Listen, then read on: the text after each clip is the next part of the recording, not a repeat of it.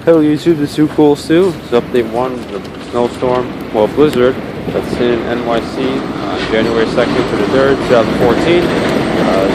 Nor'easter Hercules, and so it is, I'm not sure what time it is right now, 6 something, and maybe 6:45.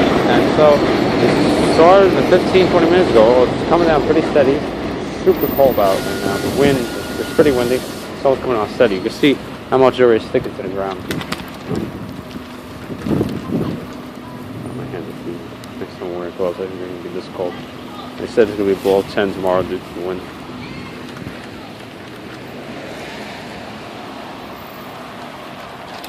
You can take a walk around the corner here. So it's just started. We'll have a lot more videos on later. Probably do another radar video.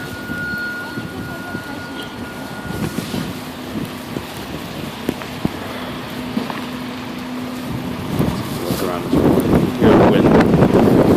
Yeah, the snow is blowing already.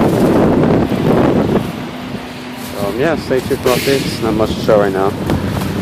Bye YouTube. Great times.